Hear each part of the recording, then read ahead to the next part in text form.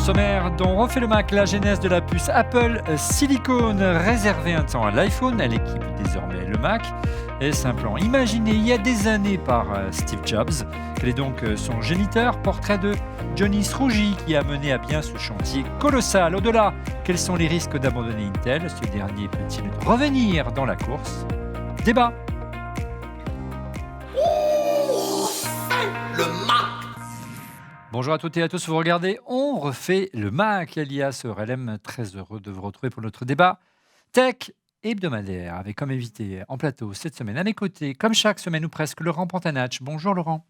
Bonjour tout le monde. Très joli t-shirt Laurent. Merci. Vous avez vu, vous savez que dans le lien en description, il y a l'accès à la boutique. On a reçu des messages très sympas et j'ai oublié de répondre. On a reçu tous les deux un message très sympa d'un de nos auditeurs qui l'a reçu. Il nous a dit ne publiez pas la photo. Et c'est dommage parce que la photo, je la trouve très Tu sympa. remettre dans le contexte. Oui. Donc en fait, ce qu'on a dit, c'est si vous allez acheter un t-shirt sur le store Là, on le voit mieux. pour nous soutenir, Voilà. envoyez-nous Voilà. vos photos. Et envoyez-nous vos photos, on les publiera dans l'émission. Ouais. Et donc, on a reçu quelques photos d'auditeurs, mais qui nous disent non, je suis un peu timide, non, ne le publiez pas. Et du coup, c'est dommage parce qu'on en a Ouais. reçu des très sympas. Voilà. Mais on les du garde coup, pour on les nous. remercie de nous avoir envoyé les photos. Voilà. Et voilà. Bon. Et à tes côtés, Christophe Degrève, d'Underside. Comment ça va, Christophe? Salut Olivier, bonjour à tout le monde. Ça va Ouais. super bien et toi? Oui, content de t'avoir avec nous encore cette semaine. Et il est un spécialiste des puces en tout genre, en duplex de Bordeaux, notre expert en processeur, qui suit de près la stratégie d'Apple autour de la puce M1 notamment depuis des mois. Notre ami Frédéric Rassac, que vous avez découvert dans cette émission il y a déjà 15 jours. Bonjour Frédéric. Bonjour Olivier, ravi d'être avec vous.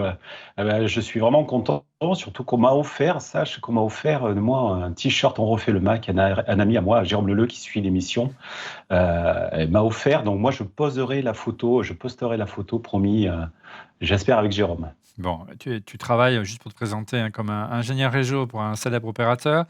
Et tu es Oui. vraiment passionné par la puce Apple Silicon. Tu es vraiment un collab sur le sujet. C'est pour ça qu'on a pris grand plaisir à te recevoir déjà une première fois.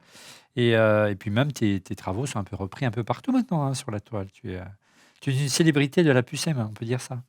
Oui, un petit peu, ouais, presque, parce que j'aime bien travailler avec Vadim de MaxTech. On a essayé de faire des pronostics et puis on continue. Ouais, tu sur, as vraiment fait un travail remarquable. Ça nous a énormément aidé à préparer cette émission.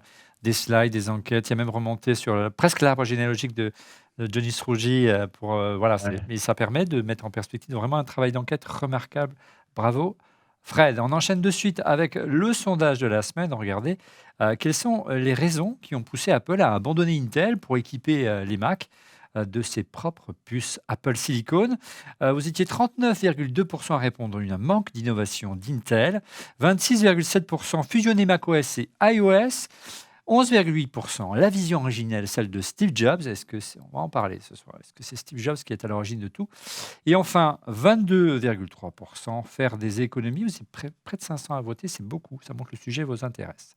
Regardez cette réaction d'Orphy sur Twitter. Il manque une option, éviter les dépendances à d'autres fournisseurs. C'est vrai, mais sur Twitter, on peut mettre que 4 options, mais c'est vrai que c'est un point important. Autre réaction de Rodolphe Police sur Twitter.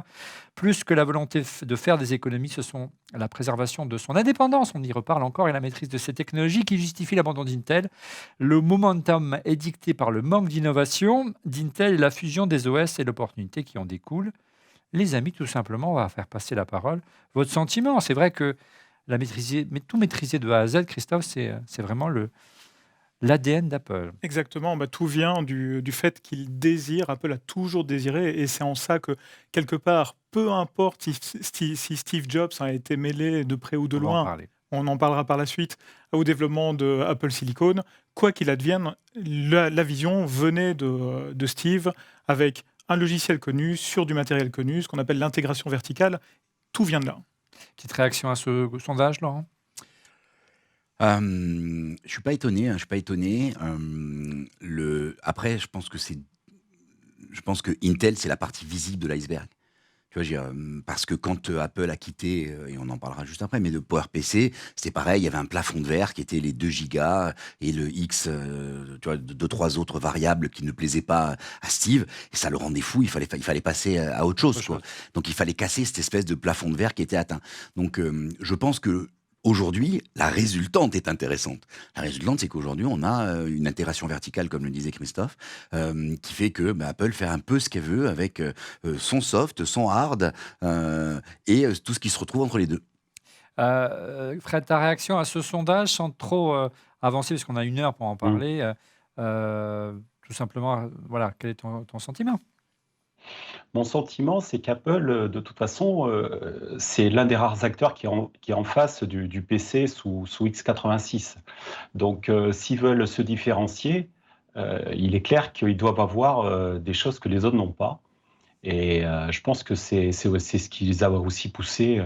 Voilà, donc qu'on parle du manque d'innovation d'Intel, peut-être, mais moi je pense qu'ils essaient toujours de dire qu'est-ce qu'on pourrait proposer sur le marché qui est plus simple, plus innovant et surtout se différencier de tout le monde x86 qui est quand même énorme. Hein. Il faut rappeler, Et- et puis tu nous l'as rappelé déjà il y a 2-3 semaines quand tu as fait l'émission avec nous, Apple ne fournit, c'est plus qu'à Apple, hein, donc effectivement, c'est une Voilà. forte différenciation du marché, mais on va voir que ça représente des risques. C'est aussi un risque de migrer sur sa propre puce. On en parlera en fin d'émission. Alors, la première raison qui aurait poussé Apple à abandonner Intel, c'est le manque d'innovation du fondeur de Santa Clara. C'est pas nous qui le disons, c'est ce que révèle un article la semaine dernière du Wall Street Journal. Apple, Intel, les raisons d'un divorce, ce sont les difficultés, on l'a dit, rencontrées par Intel qui auraient poussé Apple à greffer une puce Apple Silicon à un Mac.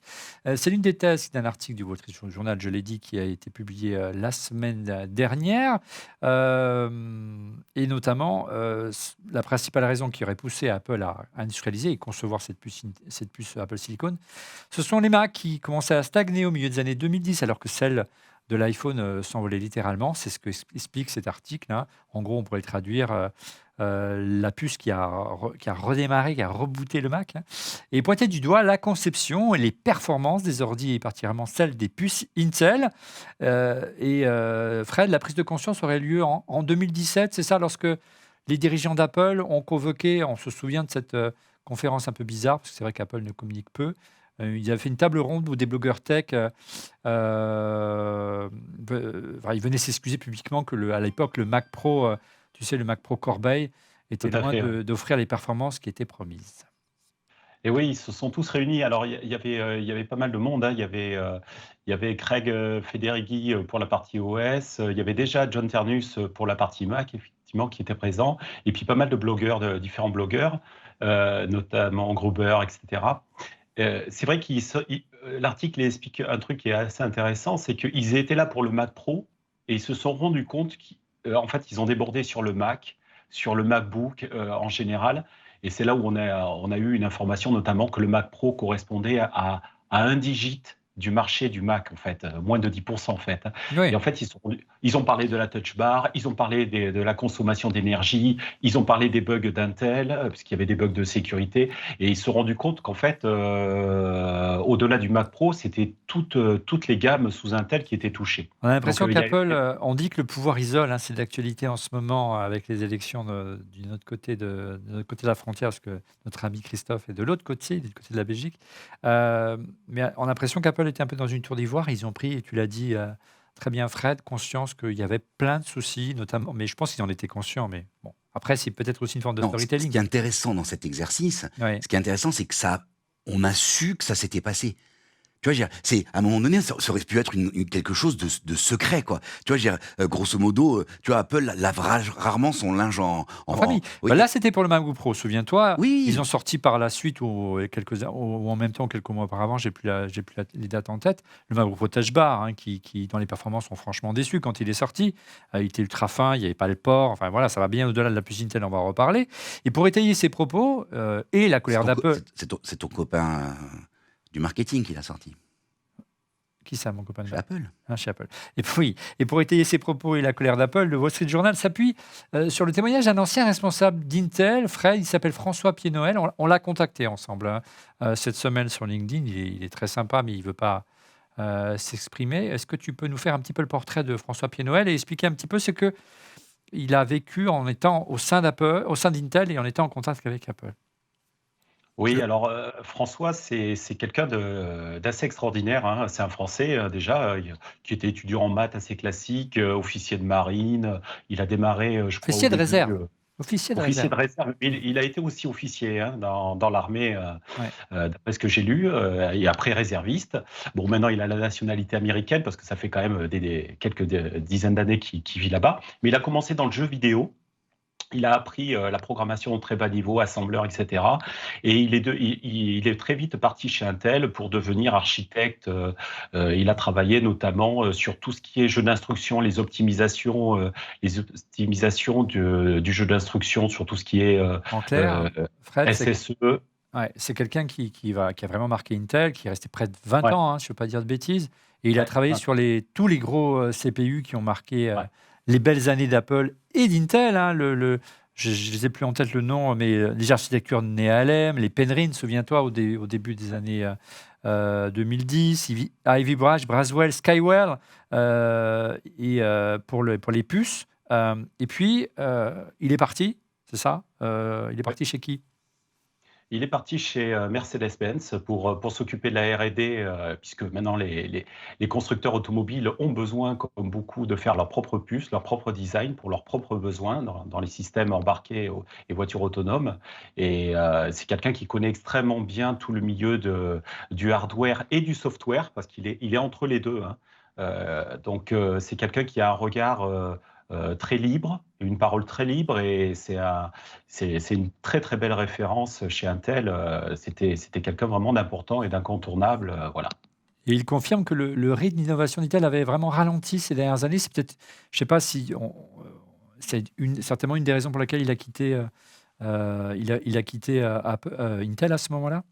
Tu peux nous raconter un petit Alors, peu ce qu'il raconte à ce moment-là, les ouais, difficultés? voilà. En fait, ce qu'il rencontre, c'est que effectivement, bon après on était au courant. Il y a eu un problème de management après Otelli. Il y a eu un problème de management et au lieu de régler les problèmes et d'écouter les ingénieurs, en fait, on est parti un peu dans tous les sens au niveau de la gestion des équipes. Et surtout, il regrette qu'Intel se soit diversifié énormément, hein. Rappelez-vous, ils ont essayé de faire la Trop. 5G. Voilà, ils ont essayé de faire plein de choses et de ne pas régler les problèmes. Et notamment, il explique que quand Apple remontait plus de bugs sur les puces que Intel lui-même trouvait de bugs, ça commençait vraiment à être gênant. Ah, regarde, on Parce a que, la citation, regarde, on l'affiche à ouais, l'écran. Nos copains d'Apple sont devenus notre premier client à remonter les problèmes d'architecture et ça s'est vraiment mal passé. Lorsque votre client commence à trouver presque autant de bugs que vous en avez trouvé vous-même, c'est que vous allez dans le mur. Oui, on comprend mieux pourquoi il a quitté Intel. Et en gros, il confirme qu'il y a eu vraiment un manque d'ambition à ce moment-là chez Intel pour les puces de x86 en général. ouais, ouais, il confirme ça et effectivement, il trouve anormal la situation. Et c'est ce qu'Apple a dû constater aussi également, et la décision s'en est suivie quelques temps après. Alors, votre sentiment, les amis ici en plateau, on disait qu'il s'était un petit peu diversifié à tout azimut. C'est vrai que Intel était absolument pas présent dans le smartphone. Ils essayaient à l'époque d'y Mhm. aller, hein.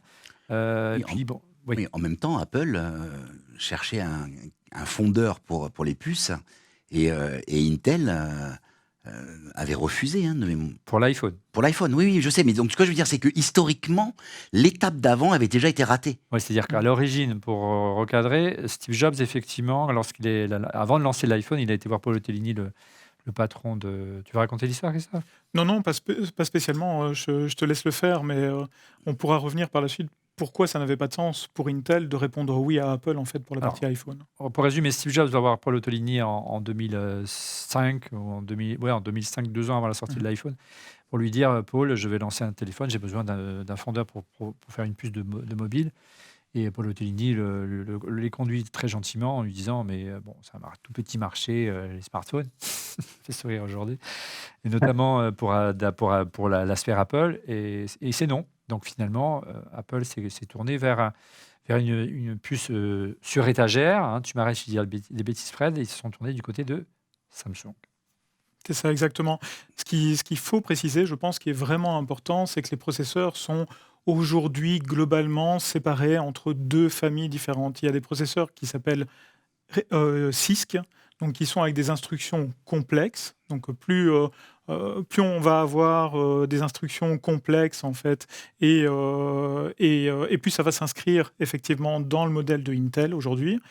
Et après, il y avait la famille juste en face, un peu l'opposant, le challenger, qui s'appelle le RISC, donc pour Reduce Instruction Set, et qui est en fait réellement une combinaison, une famille de jeux d'instructions, donc vraiment ce qu'exécute C'était le l'ordinateur. PowerPC avant l'arrivée d'Intel. Exactement, c'était le PowerPC. Donc, on pourra revenir sans doute sur la genèse du Mac et les différents processeurs qui On va y ont été revenir conviés tout à l'heure. à la fête en fait avec Apple. Mais ce Oui, pourquoi vas-y. je voulais revenir sur ces deux familles, Oui, vas-y. c'est que le CISC et la famille du CISC sont des très mauvais processeurs pour aller dans le monde du mobile et de l'embarquer. Oui. Pour une question de gestion, entre autres, de Ils n'ont gestion pas été d'énergie. conçus pour ça. Exactement. Alors justement, regarde, il y a une réaction sur Ouais. Twitter, je te laisse réagir juste après, de Rose Z06 Off. Rose Z, oui c'est ça, 06 Off. Intel est de plus en plus bloquant, une architecture dépassée, on le voit à la nécessité de produire des coprocesseurs comme T2 pour la sécurité. C'est vrai qu'Apple a rajouté des processeurs en plus d'Intel ces dernières années. On le voit également sur les ajouts sur Monterey disponibles sur RMA uniquement, comme audio spatial, flou caméra, plan, etc. Bref, les amis ici en platé ou même Fred, est-ce que le modèle X86, c'est ça dont Ça il que je voulais s'agit, est-ce qu'il est condamné à long terme? Alors, en fait, le problème du modèle x86, pour comprendre, c'est que c'est un peu le modèle du monde PC, quoi. C'est-à-dire que depuis la fin des années 70, le début des années 80, en fait, tous les processeurs offrent une sorte de rétrocompatibilité. C'est-à-dire que les instructions, et là on rentre vraiment dans le... Oui, Mais les instructions qui sont exécutées fonctionnent sur quasiment toute la famille. Donc, ça, tu ne Théorie. pas qu'on parlait du Pentium, tout Ouais. ça. Donc, on remonte. c'était la force aussi. Qui était une très grande force, parce que ça permettait d'avoir une gamme qui s'étalait, et il y avait une logique depuis le début quand on était un expert. L'arrivée de la téléphonie mobile, puis des tablettes, puis on va dire des nouveaux PC, ça reste un ordinateur personnel, hein, le Mac. Hein, donc, on fait que il a fallu s'adapter. Et finalement, je pense, mon credo, tu m'as posé la question tout à l'heure, je ne suis pas certain que ce soit une question de vision. J'ai l'impression qu'aujourd'hui, ce que vit Apple, c'est... Dire la vision originelle, ce serait pas celle de Steve Jobs, c'est ça que tu es en train de dire. Non, ce que je Là, tu dis anticipes un peu le juste, c'est débat, que... mais vas-y. Ce que je veux dire, c'est que face à une problématique, ils ont dû prendre une décision. C'est à la fois, on avait à l'époque un D'accord. plafond sur le PowerPC, on a quitté le PowerPC pour aller chez Intel, Compris. on arrive à un plafond chez Intel, il faut trouver une autre solution, mais il en reste pas des masses. Hein. Je veux dire, c'est pas comme s'il y avait des centaines d'offreurs. Donc pas de vision, pas de stratégie sur le long terme, c'est juste une À un réaction. moment donné, il sur faut réagir, Ouais. et en réagissant, il crée cet univers, il crée ce nouveau monde, et bonne pioche. Alors, un petit bémol, peut-être Fred, tu veux réagir, dis-moi hein, si tu veux réagir. Mais au-delà, pour revenir à l'article du Wall Street Journal, est-ce qu'on peut vraiment, Fred, incriminer uniquement Intel pour les difficultés qu'a rencontré Apple? C'est vrai qu'il y avait, on se souvient, lorsque le Mac Pro est sorti, le 15 pouces notamment, lorsqu'on a mis des puces i9 dedans, des problèmes de thermal throttling qui faisaient qu'il fallait baisser la fréquence du processeur pour Ouais. pouvoir éviter que l'ordinateur ne fonde. J'exagère, mais presque. Souvenez-vous de la polémique, il fallait le mettre au frigo pour avoir la puissance maximale. Mais c'est aussi le choix des designers de faire des machines trop fines. Donc voilà, donc Apple est aussi responsable de son design, d'un design extrêmement fin. Et puis si les gens étaient si mécontents, on parlait des blogueurs tout à l'heure et de leur remontée d'infos spontanées. Et je vois mal comment les responsables d'Apple peuvent avoir autant d'aveuglement. Il y a quand même eu une catastrophe industrielle, on l'a vu pendant quelques secondes, du clavier papillon du MacBook Pro, la disparition des ports qui a fait chier tout le monde, on peut le dire, il n'y a pas d'autre mot. Et si Apple s'est cassé la figure à ce moment-là sur les ventes de Mac, c'est aussi parce qu'ils l'ont cherché. Ouais, Christophe. c'est sûr. On voit vraiment que ça t'a blessé très profondément, Non, cette mais histoire de clavier. moi, je me souviens toujours, lorsqu'on m'a présenté le MacBook Pro Touch Bar, ici à l'EBC à Piazzetta à Paris, il y avait des journalistes, des blogueurs, des influenceurs, il y avait les chefs produits US, et ils disaient, regarde, c'est génial. Je dis, ouais. C'est génial, mais ils sont où les ports? Les ports, c'est fini, tu n'en as pas besoin. Bon, la Touch Bar, oui, ça sert à quoi? Et puis, c'est ultra fin. Mais c'est quoi la valeur ajoutée pour l'utilisateur en termes de Clairement. puissance? J'ai pas de gain de puissance par rapport à mon bon vieux MacBook Pro qui a 3 ans. Tout à fait. Et il coûte 40% plus cher. Donc, c'était un peu bizarre. Ouais, mais c'est vraiment cette vision clivante de Steve Jobs qui continue à perdurer dans l'entreprise. Sauf qu'à une certaine époque, et aujourd'hui, c'est quand même revenu un peu, mais à une certaine époque, Steve Jobs disait le design prime et ensuite les ingénieurs passeront et intégreront correctement ce qu'il faut intégrer dans les machines. Et la vision était clivante et ça a été les premiers à ajouter un port USB, etc. Bien Donc en sûr. fait, à retirer le Mais il y avait lecteur une de valeur CD. ajoutée à passer de l'USB. Mais On passait de effectivement, l'ADB à l'USB. tout à fait. Là, Mais on passe de l'USB qui a un format universel à un truc. Tout à fait. Tu as raison. En fait, Mais oui. ce qu'il faut, c'est que non seulement il faut absolument cette vision clivante, mais en plus de ça, avoir la valeur ajoutée qui va avec. Et c'est ce qui s'appelle avoir une vision, quelque part. Ouais. Alors, on va revenir avec toi, Fred. Pardon, on t'a pas beaucoup donné la parole. Petite parenthèse, d'ailleurs, pour beaucoup d'observateurs, dans le Wall Street Journal, on revient à l'article, Apple aurait opéré ce virage pour produire sa propre puce, également pour faire des économies. Il y a d'ailleurs un analyste chez CCS Insight de Wayne Lam qui dit que Apple économise clairement de l'argent. Moi, j'ai du mal à comprendre. Fred. Honnêtement, moi, j'y crois pas. Je crois pas que l'argent soit la motivation numéro 1 d'Apple. L'entreprise garde très très bien. Je pense que c'est plus stratégique qu'autre chose. Pour revenir à ce que vous disiez, je pense qu'Apple a quand même ses responsabilités dans les défauts des MacBooks et même des Mac bornes d'incendie, là, poubelle. C'est quand même. Ils n'ont pas optimisé le logiciel pour le double GPU. C'est aussi simple que ça. Tout à fait. Voilà. Et puis ils font des erreurs, etc. La difficulté, c'est que dans le modèle x86, vous avez la possibilité d'avoir plusieurs constructeurs, de booster les choses, de configurer. Il y a une très très grande liberté. Il faut être honnête. C'est vraiment un modèle qui va perdurer parce qu'il y a des gens qui aiment l'informatique, qui veulent voilà. Et il y a plein de constructeurs et tout le monde a son mot à dire. Apple, voilà, ils sont tout seuls. Ils proposent des choses clivantes, innovantes, en avant-garde, etc. Mais le piège, c'est qu'ils n'ont pas 40 propositions de portables à faire. On le voit notamment, tu vois, sur le MacBook Air. Le MacBook Air, c'est une très belle machine, mais elle existe uniquement en 13 pouces. Ouais. C'est quand même, voilà, si je veux un MacBook Air de 15 pouces ou 16 pouces, mais pas forcément très puissant, ben je ne l'ai pas.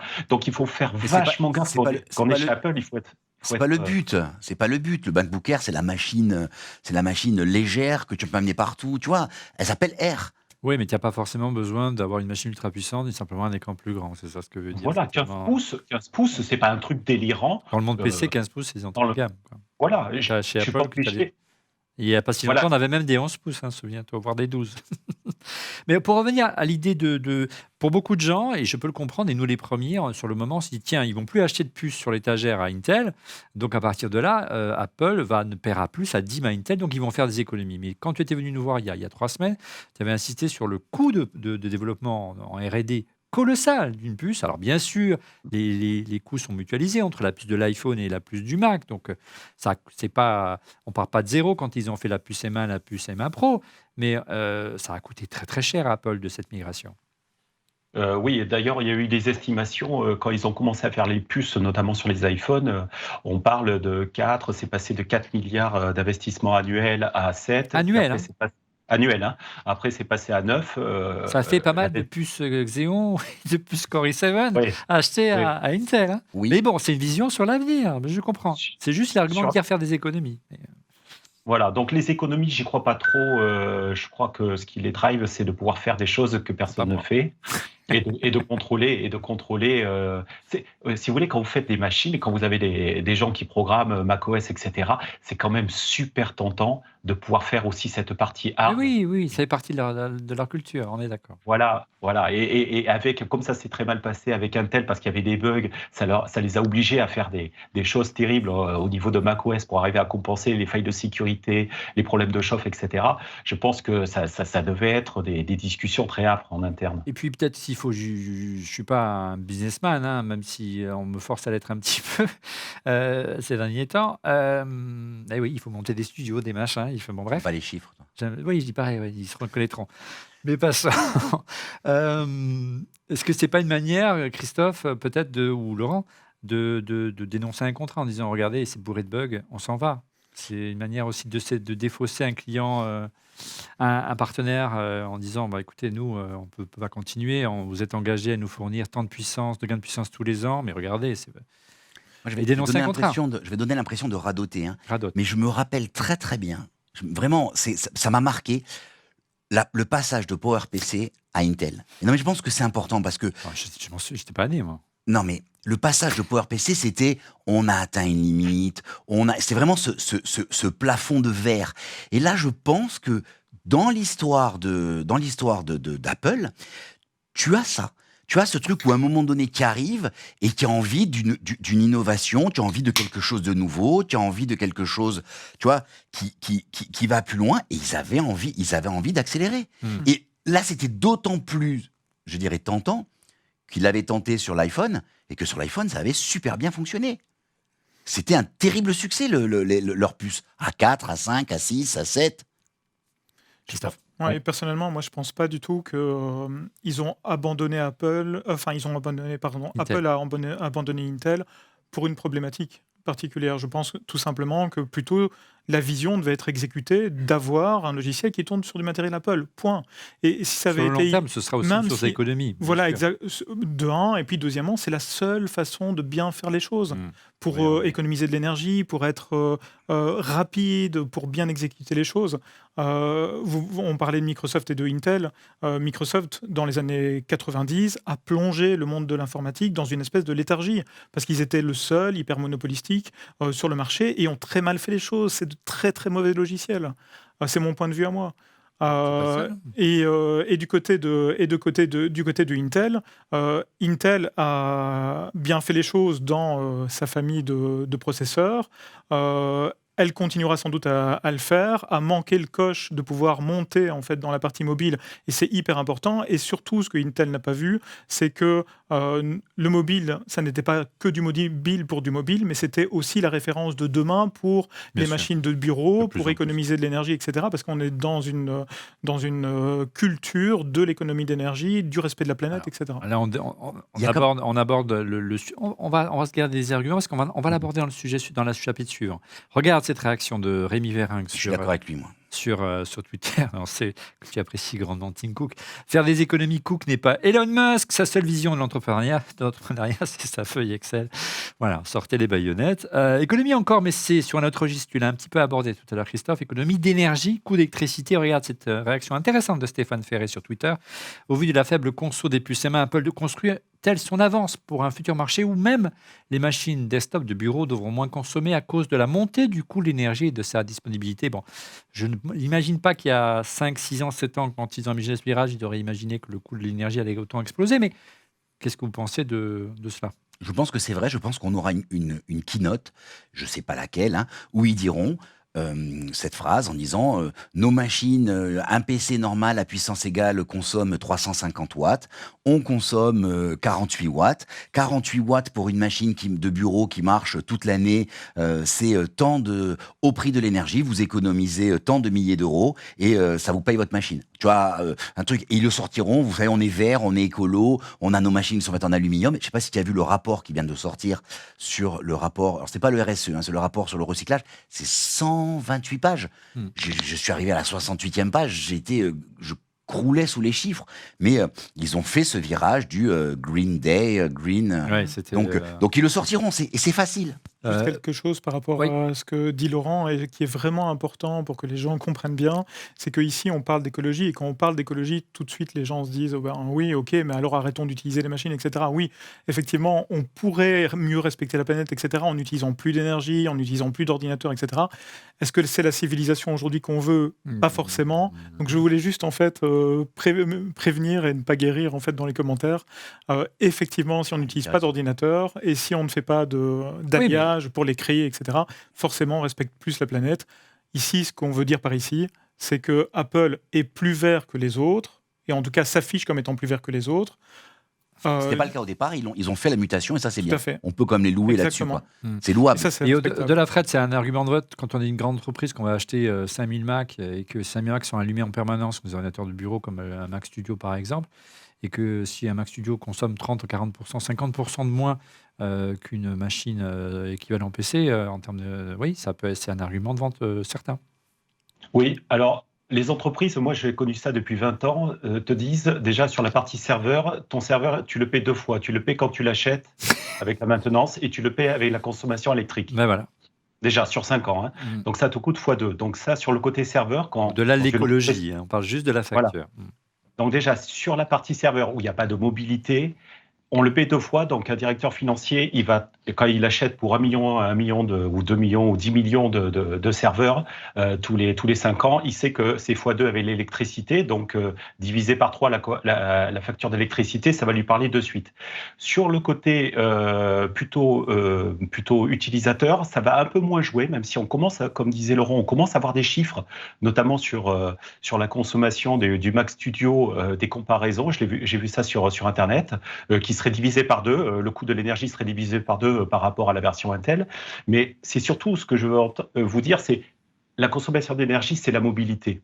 Mais moi, je travaille chez un opérateur mobile, notamment. La mobilité, c'est quoi? C'est 3 points. C'est 1, le fait de pouvoir être autonome, de ne plus avoir le fil attaché à la patte. Et ça, la valeur mobilité, elle a explosé ces 15 dernières années. D'accord. Le marché du mobile a régi tout, plus que le PC d'ailleurs. On gagne plus d'argent avec le mobile qu'avec le PC.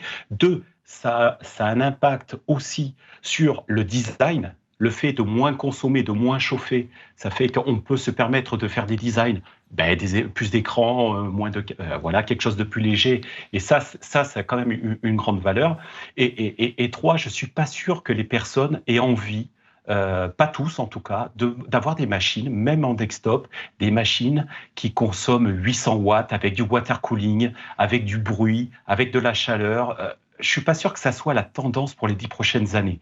Et c'est là où Intel peut-être a pas joué très fin. C'est-à-dire qu'ils ont peut-être pas vu que la partie performance par watt, et ils travaillent dessus. Hein, les gens d'Intel sont vraiment des gens brillants, mais ils n'ont pas vu qu'ils auraient dû vraiment faire un effort un peu plus fort sur cette tendance de fond qui fait que on a plus de portables actuellement dans les entreprises que de machines Bien sûr. pour. Voilà. Et le Covid a aggravé ça. Hein.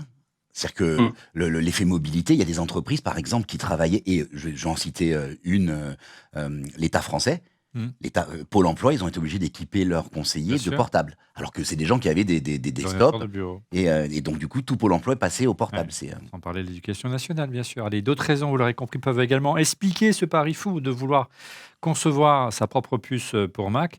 On en parle après le busomètre.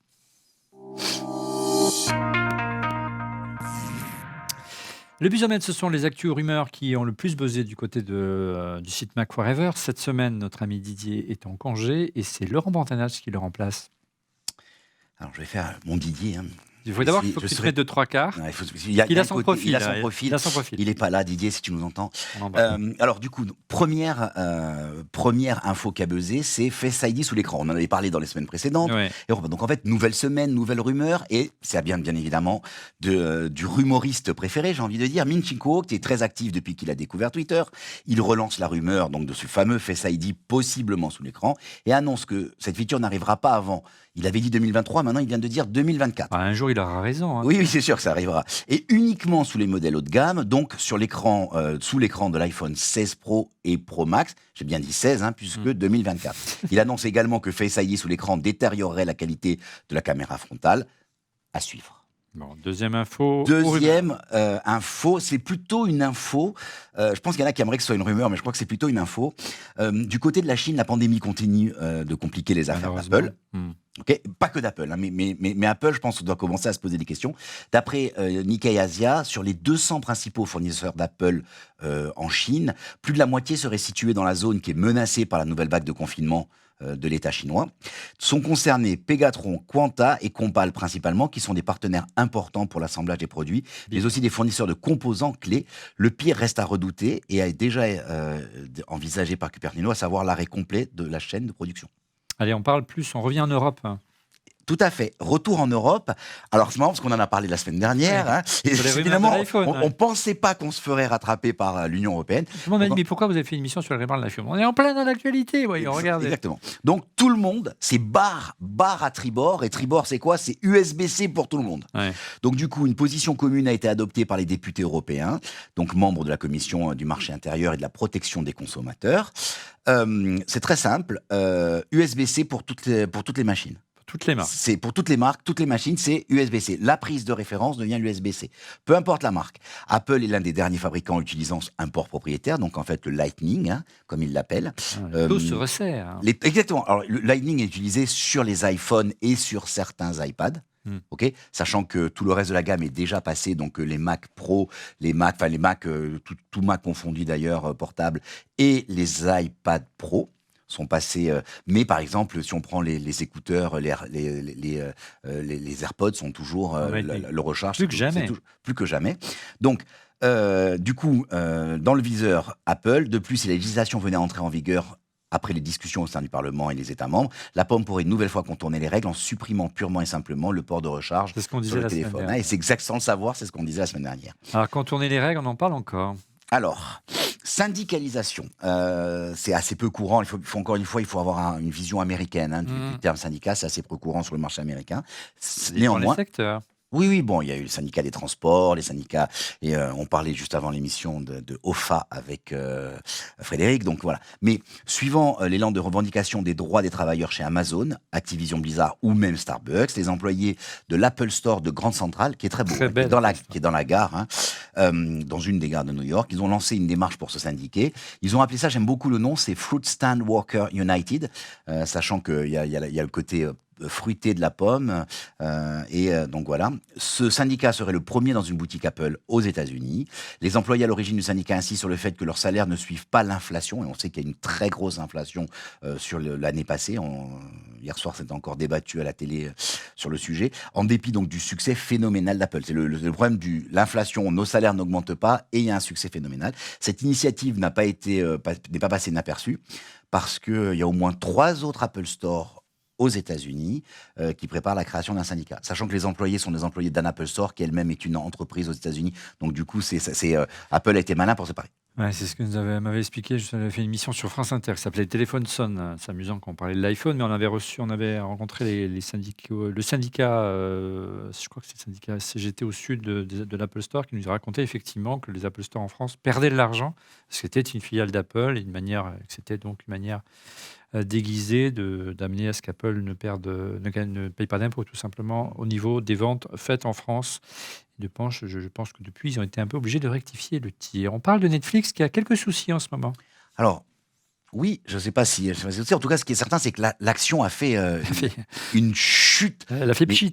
Ouais, moins 35%, ce qui est catastrophique sur le marché. Tu vois, c'est moins 35% à l'ouverture. Pourquoi ? Pour la première fois en 10 ans, Netflix a perdu un petit peu d'abonnés. Donc du coup, la plateforme de streaming se prépare à des pertes plus importantes pour les mois à venir. Je pense que c'est ça l'info, c'est je crois qu'ils ont perdu 100 000 abonnés. Presque 200 000. Ou presque 200 000, mais ils disent que ça pourrait être des 1 à 2 millions. Sur le long terme. Sur le long terme. Donc du coup, il y a un problème. Donc la plateforme de streaming se prépare à des pertes plus importantes, comme je l'ai dit. L'entreprise cherche donc à rester compétitive et attractive, car la perte d'abonnés est probablement due à la hausse récente des prix. Perte d'abonnés ? Non, un abonné, bien sûr. Perte d'abonnés. Je me moque, c'est moi d'habitude. À la hausse des prix, tout à fait. Et en fait, il y a eu une révision de la grille aux États-Unis qui a été assez violente. Non, mais une révision, les prix n'ont cessé d'augmenter. Nous, on avait connu une augmentation en France un peu avant.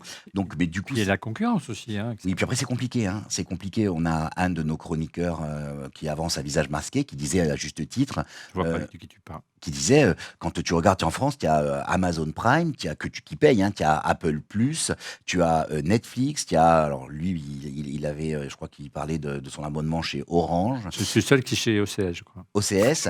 Et donc, non, Salto, je rigole. Non, mais tu vois, c'est vrai qu'on se retrouve tous dans cette configuration où on les cumule. Oui. À un moment donné, il y a Disney Plus, pardon, j'ai oublié. Donc, tu vois, aux États-Unis, il y a les Disney Plus qui cartonne. Oui, mais aux États-Unis, il y a Hulu, il y en a d'autres. Donc, HBO, tu as. Tout à fait. CNN qui a lancé CNN plus récemment, mais apparemment, ça ne marche pas très fort. Netflix est donc, je finis du coup, Ouais. comme l'a annoncé le co-CEO Reed Hastings et le fondateur, est ouvert à une offre plus abordable avec de la publicité. Il déclare permettre aux consommateurs qui voudraient un prix plus bas et qui ont une tolérance à la publicité d'obtenir ce qu'ils veulent et a beaucoup de sens. Il déclare cependant que cette offre ne sera pas commercialisée avant 2 ans. Il n'est De la pub dans Netflix. pas question non Un peu plus de comme baisser les prix Spotify. des offres actuelles. Ouais. Je voudrais juste ajouter une info qui n'est pas là-dedans, mais qui fait quand même rumeur aujourd'hui. C'est le fait qu'ils ont dit on va faire un carnage sur le partage des mots de passe. Ouais, c'est ça, en gros. Et en fait, Et il ne faut pas oublier qu'ils ont fermé aussi Netflix en Russie. Et voilà, enfin, oui, ça oui, joue mais ils vont faire un également, hein. carnage sur les mots de passe parce que beaucoup de gens partagent les mots de passe. Alors attention, le fait de partager les mots de passe ne permet pas de se connecter à un nombre infini de personnes, mais le Netflix sait compter le nombre de personnes. Mais par contre, ils veulent que ce soit au sein du même foyer. Alors, si le sujet vous intéresse, on a fait une émission sur les plateformes de streaming il y a quelques semaines, avec notre ami Alex Berger notamment, et nos amis de Challenge, le magazine. Il suffit de cliquer sur la petite icône, c'est magique, qui apparaît au sommet de l'écran. Regardez cette réaction. Merci Laurent, regardez cette brillante Non, j'ai présentation. pas été aussi bon. J'ai que beaucoup Didier. aimé les poneys. Les poneys. Non, j'ai pas du tout été aussi bon. C'était pour rendre hommage à Didier que j'ai pas été bon. On Pour, l'embrasse parce qu'il est avec ses petits poneys cette semaine. Tout On à les fait. embrasse aussi.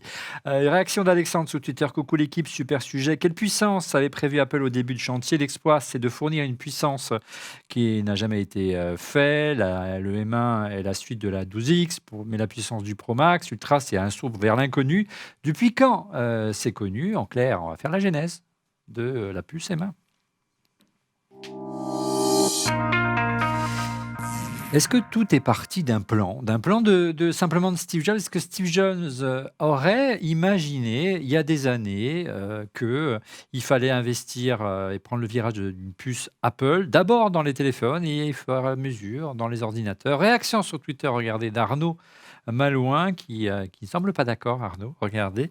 Comment dire, cher Olivier Frigara, Steve Jobs est mort en 2011. Je veux bien que le type soit un génie, mais je n'ai pas vu sur les plafonds de la chapelle Sixtine, effectivement. Mais il faut se rappeler que la puce A4, premier processeur made in Apple, Fred, tu me carbones si je dis une bêtise, a été lancée en 2010 sous l'ère de Steve Jobs. Donc voilà. Et au-delà, regardez la réaction de Mano qui répond à notre ami. En créant la puce A4, avait-elle déjà pour planning de créer des SoC pour toutes ces machines, où l'idée a-t-elle fait son chemin lorsqu'Apple s'est rendu compte des possibilités de ses propres puces, ou bien le fait qu'Intel ne suive plus la loi de Moore a été déclencheur? Fred, une seule question, est-ce que tout est parti de la volonté de Steve? Oui, obligatoirement. Obligatoirement parce qu'il faut se rappeler que l'iPhone sort, je crois qu'il a été annoncé en janvier 2007, je crois qu'il a fallu un peu de temps avant que ça sorte vraiment aux États-Unis. Juin, Et voilà. Janvier et juin pour la sortie. Voilà, et en France, je crois que c'est à l'automne, chez un opérateur que je connais bien. Mhm.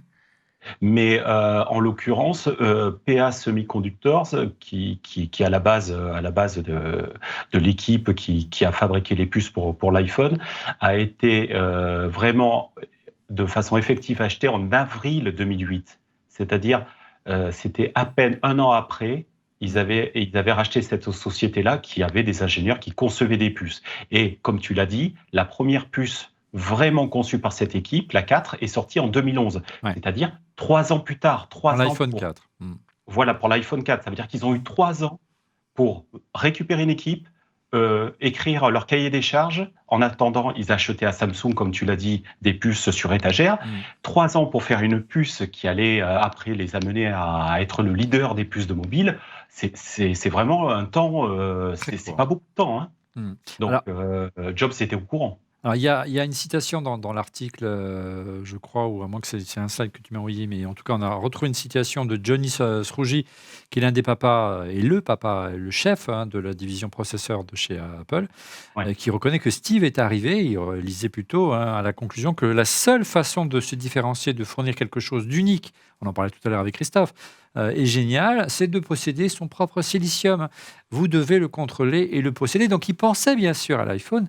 La question, c'est est-ce qu'il avait déjà la vision sur le plus long terme? Et tu le disais à l'instant, tout est parti, Fred, du rachat de PA Semiconductors, 278 millions de dollars en avril. Et puis, très rapidement, quelques semaines, quelques mois plus tard, en juin de la même année, ils ont recruté Johnny Srouji, qui a été débauché d'IBM, hein, c'est ça? Oui, c'est quelqu'un qui a travaillé pas mal chez IBM, mais beaucoup, beaucoup chez Intel, hein, 13 ans chez IBM, 6 ans chez Intel de mémoire. Non, c'est le contraire, 6 ans chez Intel et 13 ans chez IBM. Ouais. Et donc, c'est quelqu'un qui s'occupait plutôt des serveurs, vous voyez, il travaillait sur les power sets d'IBM. Donc, il avait C'était les super PowerPC pour serveurs, hein. Ah voilà, On en rêvait dans nos machines, hein, mais ils ne sont jamais arrivés. tout à fait. C'était des machines à 250 supercalculateurs, 256 cœurs assemblés. C'était Donc, l'avenir du G5, hein, ça allait être le G6, le G7, le G8, mais c'est jamais arrivé. Il y a eu la puce Intel, effectivement. Ouais, tout à fait. Ouais. Et comme par hasard, j'ai trouvé une info aussi, Ouais. je crois que j'ai vu ça hier, en regardant les origines de PA Semiconductors. Les gens de PA Semiconductors, en fait, Apple les connaissait bien avant leur achat. Il les connaissait juste avant le transfert chez Intel, de PowerPC chez Intel. Et les gens de PA Semiconductors, au départ, ils travaillaient sur l'optimisation du PowerPC, de la puce PowerPC. C'est de vieilles connaissances, alors. C'est ça, c'est intéressant. Tout à fait. Et Ah. ça, c'était en 2008. En 2008, quand ils ont créé... non, pardon, pas en 2008, en 2003, quand ils ont créé PA Semiconductors, ils ont misé sur le PowerPC et basse consommation, manque de peau. Donc, ils étaient à Santa Clara, c'est-à-dire à... Je connais bien le site parce que j'y étais, j'ai travaillé là-bas un petit peu. C'est à 10 minutes de Cupertino. Et de Intel. Intel. Et de... C'est en face de Ah ouais, Intel. c'est tout petit. Hein. La firme de Ouais, Santa c'est Clara. vraiment un petit monde. Ils se connaissaient très bien, tous ces gens-là. Et quand le PowerPC s'est cassé la figure et qu'effectivement Apple a migré, comme tu l'as dit, de PowerPC sur Intel, ces gens-là se sont retrouvés un petit peu coincés. Et du coup, c'est pas étonnant qu'un an après la sortie de l'iPhone, eh bien, en fait, Jobs, qui les connaissait très bien, ainsi que Bob Mansfield, qui était le patron du hardware à l'époque chez Apple, ils se sont rapprochés et je pense, même si c'est pas dit explicitement, il aura dit au lieu d'optimiser du PowerPC, vous ne voudriez pas optimiser autre chose. Mais chez nous. Et chez nous, parce que nous, des iPhones, on travaille sur du Samsung en ARM. Donc, si vous pouviez optimiser de l'ARM, je pense que ça serait très bien. Alors, ils ont racheté, donc ça a été fondé en 2003, PA Semiconductor pour Palo Alto Semiconductor, même s'ils étaient à Santa Clara, mais c'est à côté. 278 millions de dollars. Ça a été vraiment un moment clé de la fondation. Tout est parti de là, hein, en fait, Fred. Et particulièrement cette entreprise, et c'est important aujourd'hui parce que c'est ce modèle qui a été adopté par Apple. C'est une entreprise fabless. Quesaco, Fred. Alors, une entreprise fabless, c'est arrivé d'ailleurs à cette époque-là, c'était vraiment essayer de faire du design sans avoir d'usine, sans avoir à fabriquer, et de confier la fabrication à un partenaire type TSMC pour dissocier vraiment par rapport au modèle Intel, vraiment la partie design et la partie vraiment fabrication de la puce, avec des tests, etc. Mais vraiment séparer ce truc-là pour vraiment se concentrer sur l'essentiel et pouvoir avoir le meilleur de la production de puces et le meilleur du design. Alors, c'est un point très important, Fred, parce que je me souviens à l'époque, moi qui ai eu la chance d'aller à des Intel Developer Forum, où c'était des rendez-vous avec tous les développeurs autour d'Intel à travers le monde. C'était inimaginable à l'époque qu'un autre acteur important puisse arriver sur le marché de la puce, parce qu'il fallait des usines, il fallait des capacités de production, c'était des sommes colossales. Et puis un petit poussé comme ça, ce n'était pas le seul à avoir fait, mais à instaurer un nouveau mode qui n'est pas forcément vertueux parce qu'il n'y a plus d'usines. Hein. J'aurais préféré qu'Apple ait ses propres usines, croyez-moi. Mais un nouveau modèle est sorti et Apple a sauté à pieds joints dessus et pour comprendre l'importance de PA Semiconductor aujourd'hui au sein de la division processeurs d'Apple dirigée par Johnny Srouji, l'équipe elle est vraiment encadrée par des anciens employés de PA Semi. Tu peux nous en donner quelques exemples ? Oui, dans l'équipe de Johnny Srouji, celui qu'on connaît le plus, c'est Tim Guillet, mais lui, il vient pas de PA. Voilà. Celui qui vient de Semi, qui est quelqu'un vraiment d'important, on l'a vu d'ailleurs dans une keynote, présenter une puce à, je sais plus, c'était l'A4 peut-être. C'était Sri Satanam, qui est vraiment... Sri Balam Satanam, oui. Vice-président Silicon Engineering Group, oui. Ouais, mais il l'appelle Sri parce que je pense que ça doit pas être facile à Non, je te prononcer. confirme. Et c'est vrai qu'il est vice-président de la partie Silicon Engineering Group. Donc c'est quelqu'un qui est là depuis 14 ans. Hein. Donc vraiment, il est arrivé au tout début. C'est un ex de Broadcom. Il a fait sa carrière là-bas. Il est d'origine indienne, je crois. Il est vraiment très très compétent. Mais on a Dan Murray aussi qui est très important, qui lui aussi vient de PA Semiconductor. Une dame qui est directeur des technologies hardware qui s'appelle Priya Anantarayananama. Alors là, c'est un nom vraiment indien, c'est très très long. Et donc, Fred. ces gens-là sont des ex de PA. Ouais, ce Ouais. qui est intéressant, moi, ça me rappelle Apple, quand Steve Jobs est revenu, quand Steve a positionné ses pions qui a vraiment transformé Apple à l'époque, c'est l'adoption de macOS et l'arrivée de Next et la refondation d'Apple, en mettant à des postes clés d'Apple dans la conception du système et des machines, des gens de Next. Et là, on voit que ce PA Semi occupe vraiment des postes vraiment importants. Alors, pour conclure, allez, on fait un rapide tour d'horizon, parce qu'on est déjà très en retard. Et, euh, et alors, je sais qu'on peut faire une durée de podcast illimitée, mais on a quand même des gens derrière qui travaillent, qui encodent, qui montent l'émission, et on ne veut pas les faire travailler toute une journée pour vous permettre d'avoir l'émission. On veut quand même qu'ils aient des horaires à peu près normaux. Donc, rapidement, un tour d'horizon sur, pensez-vous que Steve avait imaginé, avant son décès, dès l'adoption de la puce par l'iPhone, 15 jours, ce serait au moins un plan B pour le Mac? Christophe? Oui, moi, ça ne fait pas de doute. C'est vraiment sa vision à lui. On en parlait tout à l'heure. 10 ans avant la date d'aujourd'hui, ils ont été trouvés armes pour une puce qui serait éventuellement une puce qui pourrait être utilisée pour des ordinateurs de bureau. On voit de toute façon dans les actes de Steve Jobs et de Apple sous sa tutelle, avec le premier Mac. Ils avaient voulu du Motorola 68 000 à l'époque, et puis après ils sont passés au PowerPC, etc. Ils ont toujours fait partie des consortiums qui créaient ces processeurs et ces puces. Et ça, c'est important parce que quelque part, ils faisaient partie en fait des personnes qui conseillaient, qui avaient la vision sur la roadmap, ce qu'on appelle la Oui, roadmap de c'était processeurs. moteur. Donc Ils clairement, n'avaient pas c'était l'argent de le faire. voilà, ils avaient juste pas l'argent de le faire, mais la volonté était là. Quoi qu'il advienne. Et puis je me répète, mais une dernière fois autour de ça, mais c'est vraiment cette histoire d'intégration verticale qui est absolument nécessaire dans le modèle de Apple. Laurent? Moi, je l'ai déjà dit tout à l'heure, je pense qu'il y a une part d'opportunisme. Je ne dis Oui. pas qu'ils n'aient pas de vision, je dis pas qu'ils n'aient pas de vision, mais je pense qu'il y a une part d'opportunisme. Et à un moment donné, tu montes sur le vélo, tu commences à prendre la descente, tu peux que continuer, quoi. Tu vois ce que je veux dire? Oui, Si, mais- si tu mets les pieds, tu te casses la gueule, quoi. Donc, toi, Donc, tu penses que c'était pas dessiné dès le départ. C'était pas pense un plan pas. B. De même que, souviens-toi, lorsqu'il a annoncé, Steve, le passage à la puce Intel en 2005, j'étais avec Monsieur X et on était tous le cul par terre, parce que même on n'y croyait pas. Il disait, ça fait depuis que je suis retour chez Apple qu'on développe sur 2 plateformes différentes. Donc, ça va de sens qu'un bon dirigeant prévoit l'avenir et se donne des opportunités. Mais bien sûr, mais tu vois, on n'est pas dans le saint des saints, et je suis même pas sûr qu'aujourd'hui il n'y ait pas une réécriture de l'histoire, tu vois, a posteriori d'un Storytelling. Enfin, que ce soit juste parce qu'Intel a MRD, j'y crois pas une seconde. Moi, Non, personnellement. je crois pas. Alors ça, là, je crois que là, on est tous d'accord. C'est pas le fait qu'Intel ait merdé, c'est qu'à un moment donné, dans l'histoire, c'est comme dans certains couples, à un moment donné, les gens ont envie de changer. Tu vois, comme ta voiture, de temps en temps, tu as envie de changer. Là, ils avaient atteint une limite. C'était une opportunité. Mais je Après, pense que Oui, excuse-moi, Laurent. non, mais je pense qu'ils ont saisi cette opportunité et ils l'ont divinement bien transformée. Ils ont été exceptionnels. Oui, je suis pas sûr que ce soit vraiment saisir une opportunité, tu sais Laurent, parce que globalement, ils ont d'abord construit leur modèle d'intégration verticale sur les iPhones, iPad, etc. Avec des processeurs qui sont devenus les leurs, quelque part, Parfait. architecturés par eux. Et de l'autre côté, on avait quoi? On avait des Mac avec de l'Intel. Et d'un côté, on pouvait allumer directement la machine, directement l'utiliser. De l'autre côté, il fallait attendre un petit peu.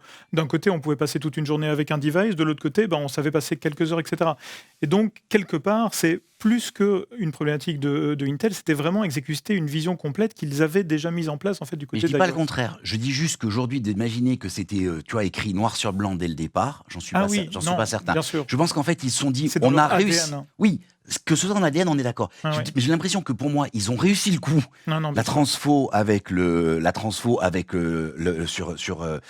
je dirais, la dimension iPhone, où le risque était somme toute assez faible parce que c'est un marché où tu pouvais te permettre de tout inventer. Alors, tu l'as dit, le mot risque, mais on va y revenir. On a un petit chapitre sur le risque, tu vas voir. Donc, tu auras l'occasion de développer cette théorie. Mais un mot de Fred, quand même. Est-ce que tu partages ma vision, je veux bien le reconnaître, romantique de la chose, voire même un peu de storytelling, de dire que Steve avait tout prévu? En tout cas, il avait prévu un sacré plan B. Il avait prévu quand même un sacré plan B. Et moi, ce que je vois, c'est que 1 an après la sortie de l'iPhone, il savait alors qu'il aurait pu continuer avec Samsung, il savait qu'il allait faire ses propres puces pour iPhone. Et je pense qu'il ne s'excluait pas, effectivement, que le Mac pouvait suivre, mais je pense qu'il n'avait pas forcément décidé, effectivement, à l'époque, en 2008. C'était Mais difficile par de contre, l'imaginer quand même, c'est vrai. mais il Mais faut quand même s'imaginer Apple à cette époque-là, se dire, je vais construire une équipe de design de processeurs. Je veux dire, c'est comme si Dell, si HP commençait à dire, je vais faire des processeurs. C'est une décision tellement majeure qu'il y a vraiment un acte politique de gouvernance clair. Paradoxalement, Dell et HP vendaient respectivement 10 fois plus de PC que n'en vend même encore aujourd'hui Apple. Paradoxalement. Tu vois, ils auraient pu le faire, quoi. Et paradoxalement, ceux qui avaient le courage de le faire, on pense notamment à des Sun qui ont depuis disparu, ont arrêté de cette volonté de produire des processeurs, parce qu'il y a dans l'industrie du silicone cette idée conçue de dire il faut faire des produits de masse et des marchés de niche, même si le Mac n'est loin d'être une niche, parce que l'idée géniale, c'est de rester dans la même famille de Prost, tu nous l'as très bien expliqué, Fred, l'autre jour. Voilà, les travaux, et c'est la même chose, c'est la même plateforme qu'on soit sur iOS et macOS aujourd'hui. Mais n'allons pas trop vite. Retour sur l'un des géniteurs, le papa de la puce M1, le chef des équipes de développement des processeurs d'Apple. Il s'agit bien sûr de Johnny Srouji. Alors, qui est Johnny Srouji? Tu as mené l'enquête, Fred. Tu as été très très loin. On ne va pas tout dire, parce que voilà. Mais Non, j'ai presque la couleur de son caleçon sur ce que tu nous as envoyé, mais presque. Ouais, c'est un monsieur, c'est un vrai monsieur, il a un parcours extraordinaire. Alors, petite parenthèse, il est francophone, il parle plusieurs langues. Ouais, Donc, si il écoute On refait le Mac, ou s'il nous regarde, d'abord, on est très flattés. Et puis, au-delà, si vous voulez venir nous voir et en discuter, on est des gens sérieux. Vous pouvez. Et on vous aime beaucoup. Et on vous aime beaucoup. Voilà, c'est dit. On sait que c'est difficile en ce moment de parler avec les dirigeants d'Apple quand on est en Europe et il pourra discuter directement avec les directions d'Apple qui est à Cupertino. Il ne s'agit pas de court-circuiter qui que ce soit, mais vous êtes les bienvenus. Voilà, c'est le messager. Voilà, il est passé. Fred.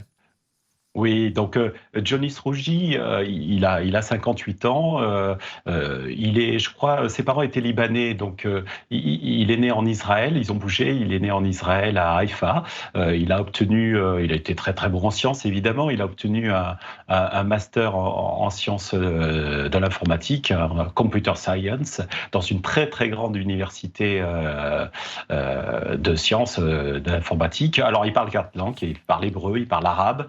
Il parle anglais et il parle le français. Voilà. Donc, il a commencé chez IBM à la R&D en Israël. Il est resté 2 ans, pas très longtemps. Après, il est passé chez Intel, où là, il est resté un peu plus longtemps. Et là, il concevait des puces. Et puis, il est revenu chez IBM encore quelques années pour repartir dès 2008 sur une opportunité de vice-président. Enfin, il n'était pas VP à l'époque. Il était responsable du design de puces à la demande de Bob Mansfield, qui lui a dit, en gros, il y a un article de presse qui explique ça, qui lui a dit, viens chez moi, il y a tout à faire, je te donne une opportunité de créer tes propres puces sur les iPhones, on le sait maintenant. Et il a donné, il est parti aux États-Unis et puis il a monté l'équipe. Il est arrivé en même temps que PA Semiconductors. Voilà. Et le moins qu'on puisse dire, Fred, c'est qu'il n'a pas chômé, là, le garçon. En 2008, Srouji a dirigé le développement d'Apple de la puce A4, donc le tout premier que Steve a présenté sur la scène du Moscone Center en 2010. Il fut le responsable de la création du centre R&D Apple Herzliya en Israël. C'est important, c'est le 2e plus grand au monde.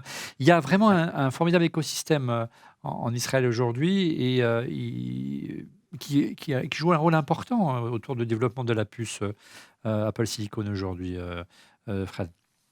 Oui, parce qu'Israël, effectivement, est un pays qui subventionne et qui aide beaucoup les startups, beaucoup d'innovations. Et comme je dis, la faculté, je crois qu'il s'appelle Technion, là où il a fait ses études, il est retourné d'ailleurs. C'est l'une des meilleures universités. Je crois qu'elle a été classée, je regardais hier, parmi les 20 meilleures universités classées dans le monde avec Stanford, etc., pour l'informatique. Donc, il y a vraiment un grand vivier de chercheurs et de savoir-faire là-bas. Et je pense que c'est grâce à lui qu'effectivement, on a le centre R&D qui a été créé là-bas. Ouais. Et puis, ce qui est intéressant, mais on va le voir un peu plus tard, c'est qu'il a su casser un petit peu la culture de l'entreprise d'Apple, où bien sûr, il y a le secret, mais tout est centralisé à Cupertino. Je vous rappelle que les travaux de l'iPhone ont été commencés à Paris, qu'ils ont été rapatrié Manu Militari à Cupertino pour d'obscures raisons et que lui, il a réussi justement à faire travailler des équipes dans le monde entier. Il est passé de 45 personnes à plusieurs milliers de personnes à travers le monde. On parle d'Israël, on parle aussi beaucoup de choses importantes qui ont lieu en Allemagne, je crois, Fred. Oui, tout à fait. L'Allemagne est un centre assez important pour Apple. Il y a pas mal de monde là-bas.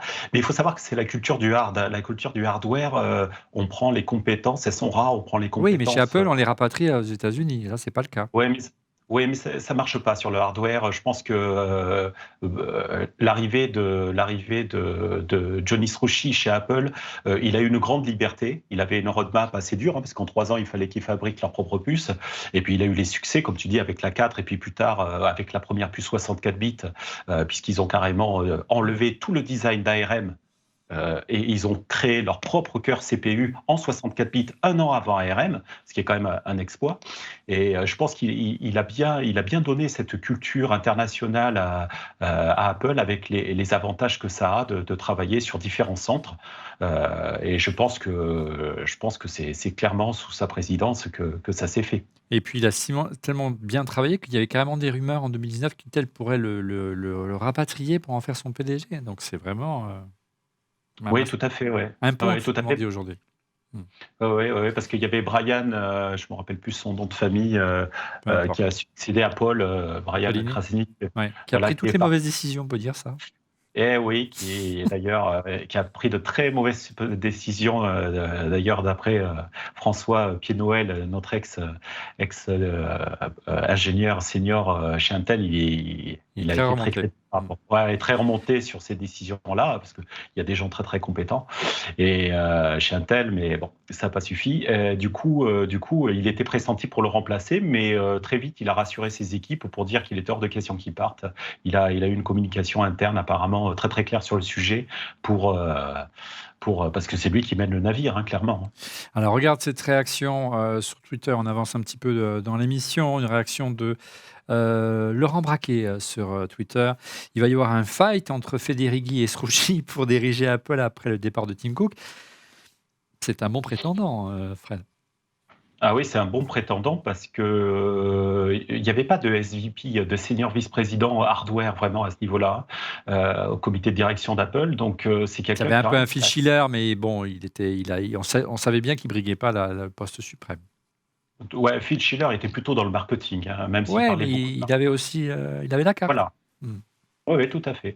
Mais c'est vrai que lui, il a eu des succès quand même assez forts, parce que c'est lui quand même, le succès de l'iPhone et des puces, c'est quand même sous sa responsabilité. Et puis, il ne faut pas oublier qu'on lui a demandé aussi de faire des choses assez agiles. On lui a demandé de changer ses plans de route au niveau hardware, parce que le marketing n'était pas prêt, ou les trucs avaient été reculés, etc. Et à chaque fois, il a su s'adapter, parce que dans sa culture, dans sa pensée, Johnny Srouchi, il dit toujours, il faut toujours prévoir les choses quand ça se passe mal. Voilà, c'est quelqu'un de très laborieux, on en parlera de sa personnalité. Mais c'est quelqu'un qui a toujours un plan B si ça se passe mal ou si on lui demande de faire plus vite.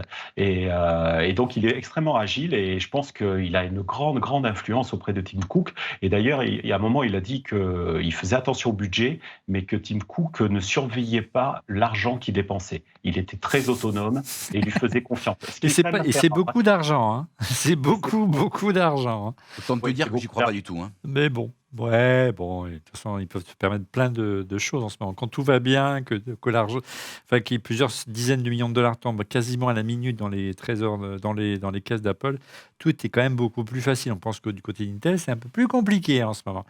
Tu le disais, depuis 2015, Johnny Srouji fait partie vraiment du petit groupe d'études de liaison directe avec le PDG d'Apple, hein, Tim Cook. Donc, ils travaillent la main dans la main. Il a des comptes à rendre uniquement à Tim Cook. Mais en tout cas, pour succéder à Tim Cook, il faudra sur le long terme que son pari de la puce Apple soit gagnant, la puce Apple Silicon, car ce passage n'est pas sans risque. Apple Silicon, un pari risqué. L'article encore lu du Wall Street Journal nous apprend que l'abandon de la puce Intel n'a pas fait l'unanimité et l'objet de nombreux débats au sein d'Apple, Fred. Oui, oui, c'était difficile. Et c'est vrai qu'on le voyait avec les propos de François Pied-Noël, quand il dit c'était nos copains d'Apple n'étaient pas très contents, etc. Il y avait vraiment des gens qui travaillaient main dans la main avec les équipes Intel, hein. Donc, je pense que c'était pas évident pour les ingénieurs de quitter Intel, un partenariat depuis plus d'une décennie pour changer. Donc, c'était quand même un sacré pari, hein. Donc, malgré la réussite sur l'iPhone. Ouais, et il a reconnu, hein, dans l'article, toujours, je cite Johnny Srouji, hein, en gros, je fais une traduction rapide, les fabricants d'ordinateurs n'avaient pas tout simplement pas conçu de tels éléments en interne auparavant, donc ça avait été jamais fait. Donc c'était pour beaucoup de responsables d'Apple qui n'étaient pas du monde du hardware ou qui étaient du marketing ou qui étaient d'autres domaines ou du software, un vrai risque, car je cite toujours, un faux pas pouvait être embarrassant et coûteux, c'est le moins qu'on puisse dire. Alors, quels sont les risques? Regardez cette réaction, encore une fois, de Mano sur Twitter, qui est très prolifique, c'est derrière moi, une bombarde de questions, on est très content. Apple a tout intérêt à sortir une nouvelle puce MX au moins tous les 2 ou 3 ans, et il faudra qu'à chaque fois, elle renouvelle l'exploit d'une puissance en hausse et d'une baisse à la consommation énergétique. Le pari est effectivement risqué, mais Apple en a sous le pied. Mais c'est vrai que ça semble être une fuite en avant auquel est condamné Johnny Srouji, Fred.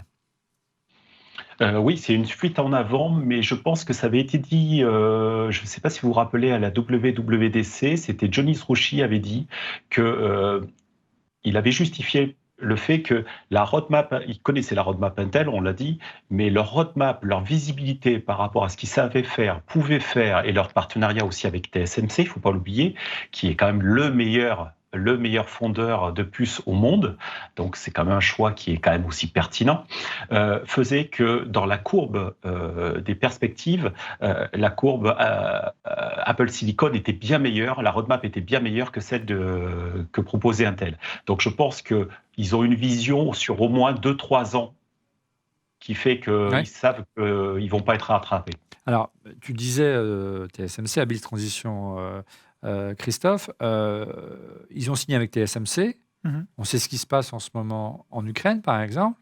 On sait que Taïwan, c'est quand même une île très convoitée, que les usines TSMC sont à Taïwan. Qu'est-ce qui se passe demain si le scénario ukrainien arrive à Taïwan et qu'Apple ne se retrouve sans puce? C'est clairement un risque géopolitique. Il y a bien un risque. Ah oui, géopolitique important, c'est globalement pouvoir à un moment donné se retrouver avec plus rien du tout à mettre à l'intérieur des ordinateurs. Et ça, je ne peux pas croire qu'un génie de la logistique comme Oui. Tim Cook ne l'ait pas déjà prévu. Il y a Laurent qui se mord la lèvre, hein.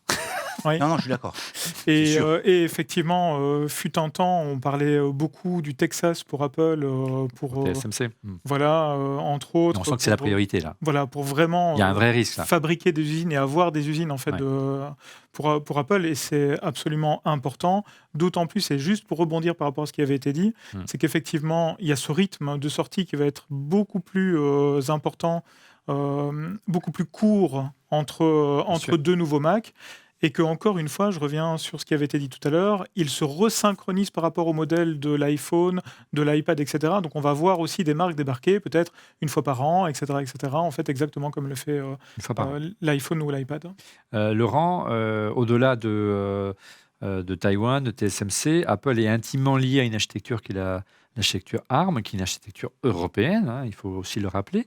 Elle a été rachetée, enfin du moins ils ont essayé de la racheter par Nvidia l'année dernière. La vente a capoté pour des raisons d'abus de position dominante et j'en passe et des meilleurs. Que va devenir ARM? Est-ce que c'est pas aussi un danger pour Apple d'être dépendant quand même de cette architecture pour laquelle ils ont une licence? Je sais pas, parce que si tu veux, moi, ma vision là-dessus, on a fait une émission, hein, je sais pas si tu te souviens, Non. c'était de se dire qu'à un moment donné, je pense que si ça tourne, enfin, Apple a pas besoin ils ont juste besoin de la licence. Tu vois, je veux dire, le risque, ça serait que quelqu'un achète ARM et empêche. Les garde tout pour lui. Ouais, mais je crois pas, moi. Peut-être Fred, l'avenir Mhm. d'ARM et au-delà, est-ce qu'on pourrait imaginer que pour que Intel revienne dans la course, ils prennent une licence? Alors, Intel a déjà une licence ARM. Mm. Il faut savoir qu'ils l'ont depuis longtemps, hein, ils bossent dessus, etc. À part qu'ils ne produisent pas d'armes, mais ils sont prêts à le faire.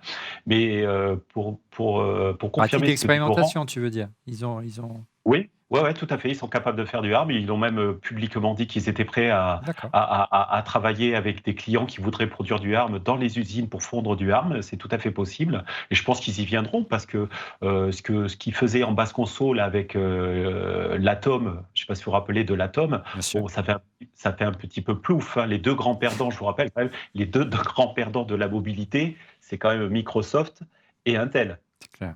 Je veux dire, À ce jour, ça- à ce jour. ouais, à ce jour. Et c'était pas des petits, c'était Heureusement, les numéros 1 Microsoft a du d'autres marché. relais de croissance. Tout à fait. Mais Oui, juste pour finir vas-y. le truc, c'est que ceux qui ont le plus, donc Apple n'utilise pas de design, pratiquement aucun design de ARM. Ils utilisent le jeu d'instructions, ce qui permet aussi d'utiliser quand même des outils de vérification, de conformité, de qualité, etc. Donc c'est quand même intéressant.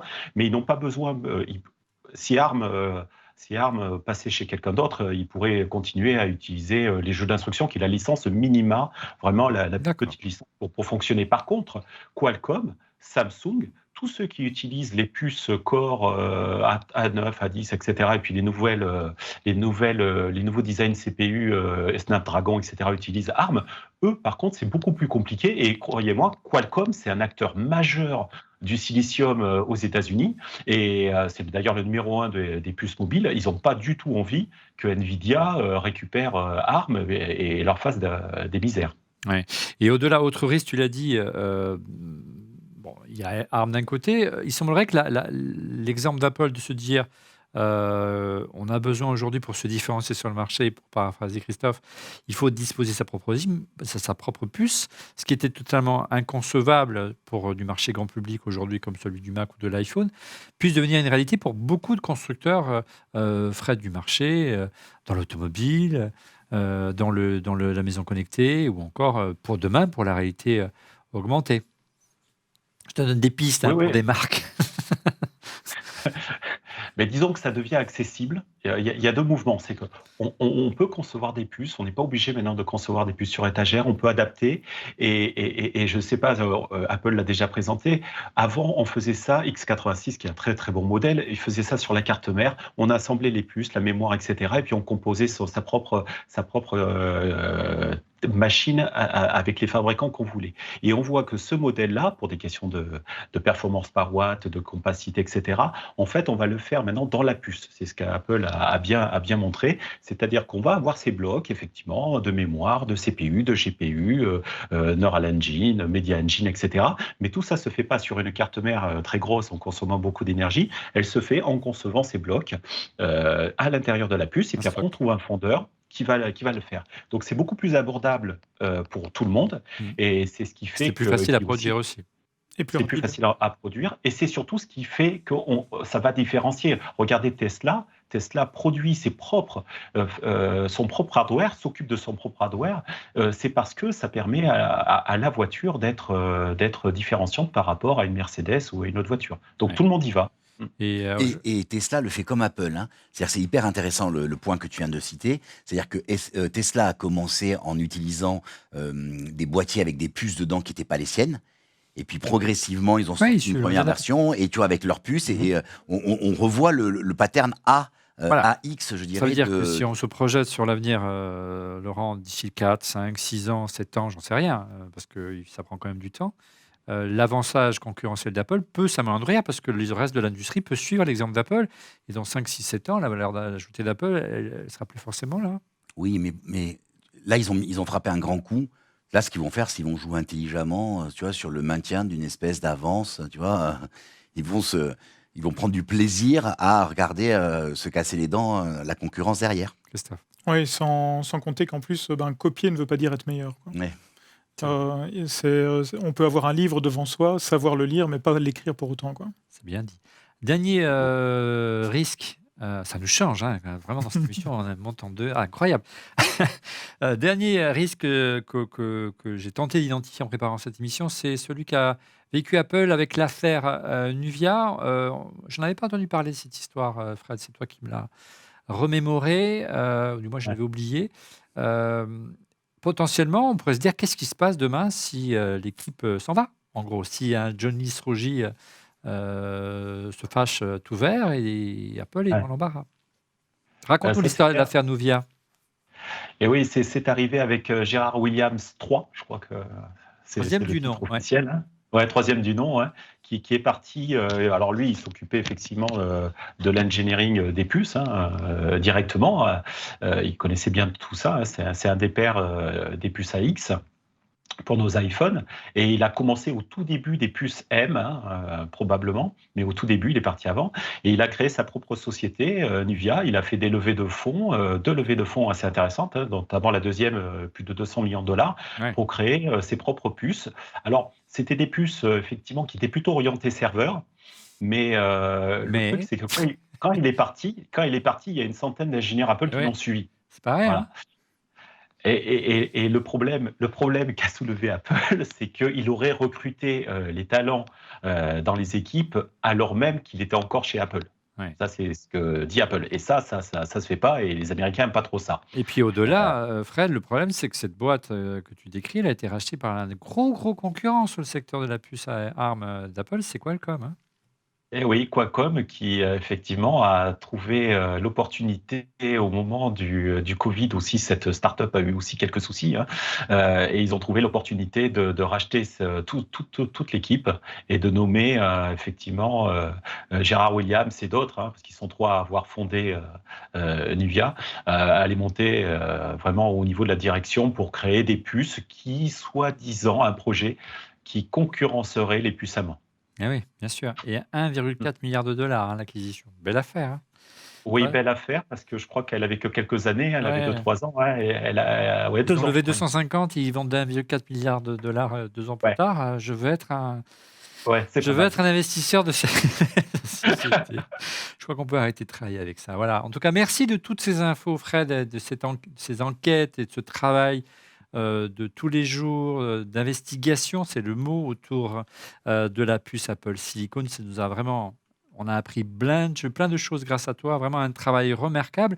Et puis, ça reflète, ce sera la conclusion de cette émission, un point qui est important. Parce qu'on est les premiers à le dire, que ce soit Laurent, que ce soit Christophe, que ce soit Stéphane qui n'est pas là ce soir, que ce soit Didier, hein, qui est un petit peu le ronchon de la tech. Même si ça ne se voit pas au premier abord, oui, Apple innove encore et l'Apple Silicon en est encore un bel exemple. On passe à vos coups de cœur. Les coups de cœur, on commence avec Fred.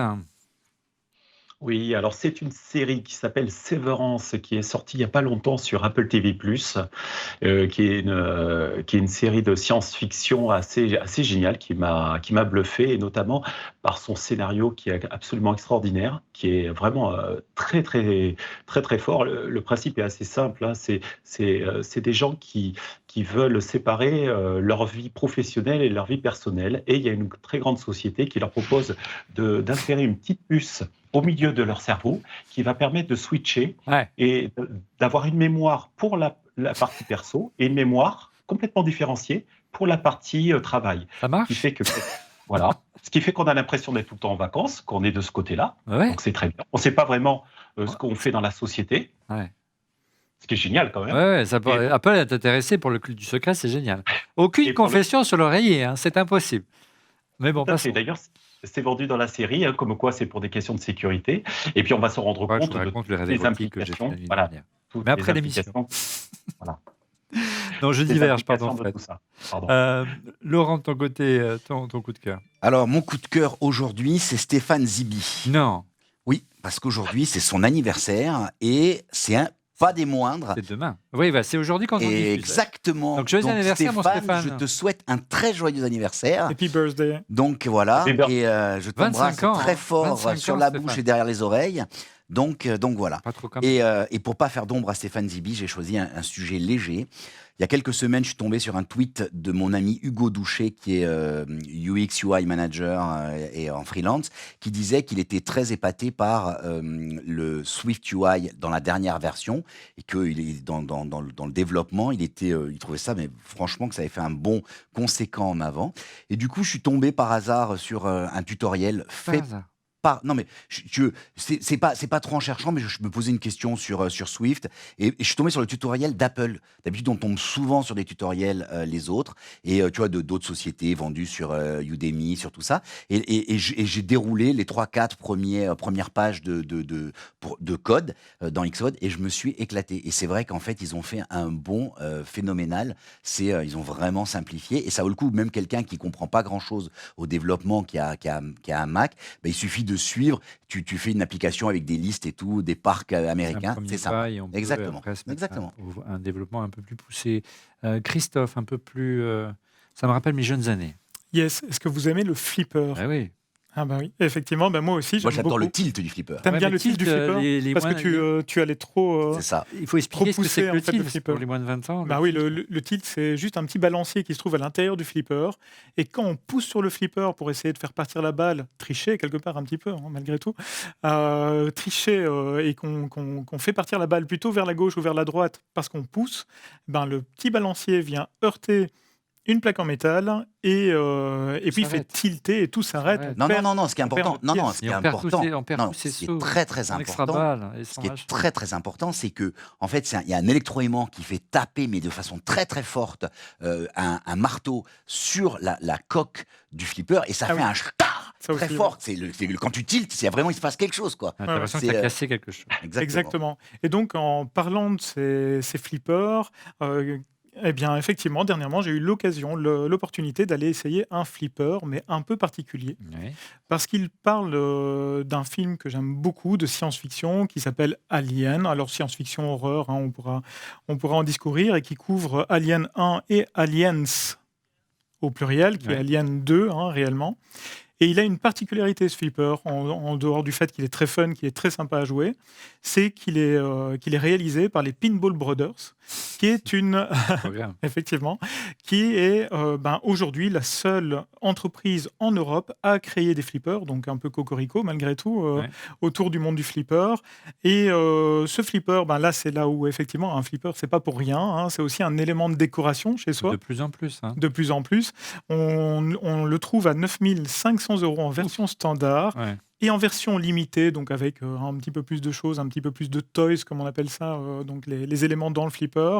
On monte à 11 800 €. Ouais. Donc effectivement, c'est un coup de cœur qui est très cher, mais C'est vraiment, neuf. C'est un nouveau produit. tout Hein. neuf, oui, tout neuf. On effectivement. sait qu'il y a aussi un marché de l'échange, de l'occasion et de la rénovation de flippers Exactement. historiques. Tout à fait. Et même des flippers avant l'électronique, des flippers électriques dont on ne trouve pas forcément les pièces aujourd'hui. Exactement. Donc ce flipper, effectivement, est fait par les Pinball Brothers et on peut le trouver chez High Voltage Pinball, qui est reseller pour ce flipper. Voilà, moi, de mon côté, c'est un tout petit utilitaire pour Mac. On est souvent contraint de faire des conversions vidéo dans tous les sens ici au studio dont on refait le Mac. Il y a plein de solutions du marché, notamment une qui est très connue, qui est Handbrake, tout simplement. Mais si vous c'était une solution beaucoup plus simple d'usage, plus rapide, avec une sorte de convertisseur qui intègre un compresseur, un downloader, un éditeur, un enregistreur d'écran et même un créateur de diaporama, ça s'appelle Mac X Video Converter Pro. Et sa force, outre sa vitesse et simplicité, c'est ses formats 421 formats. Il y a tous les appareils, du Full HD au 4K aujourd'hui. Alors l'interface est un peu vieillotte, mais c'est un vrai couteau suisse pour encoder vos vidéos. Et son prix, c'est un peu moins de 50 €. C'est une licence à vie. Hein. Il y a des formules un peu moins chères. Si vous cherchez vraiment un utilitaire qui marche bien, qui est rapide, qui est stable, essayez. Il y a une formule gratuite sur macxdvd.com. C'est de bel ouvrage. Voilà. C'est la fin de ce 440e déjà épisode d'On refait le Mac. Merci de l'avoir suivi. Merci encore pour votre fidélité derrière vos écrans. Les amis, regardez un petit plan large sur ce studio parce qu'on y travaille semaine après semaine. Un grand bravo encore une fois à toutes les équipes d'Electricity Prod pour leur remarquable travail. On améliore le studio de semaine en semaine et on pourra le commercialiser bientôt pour des entreprises. Passez le message. Voilà, si vous voulez qu'on vous produise des podcasts, c'est chez nous qu'il faut venir. Et je vous donne rendez-vous, les amis, dès la semaine prochaine. Laurent, Christophe, Fred, encore merci. Vous revenez quand vous voulez. Merci à Avec tous. plaisir. Un grand merci. Et puis n'oubliez pas également, les t-shirts, on refait le max, c'est sur le. Et les casquettes. Les l'été. casquettes, on va Chauvre comme- commander quelques-unes comme ça, vous les verrez en plateau et on en fera gagner de temps en temps. Je vous donne donc rendez-vous la semaine prochaine pour un nouvel épisode. Je vous avoue que je ne connais pas encore le sujet, mais on va trouver. Et pour être prévenu en temps réel de la mise en ligne de l'émission, je vous invite à vous abonner à notre chaîne en cliquant sur le petit bouton. Et n'oubliez pas également de cliquer sur le petit pouce. Merci encore pour votre fidélité et à la semaine prochaine. Au revoir.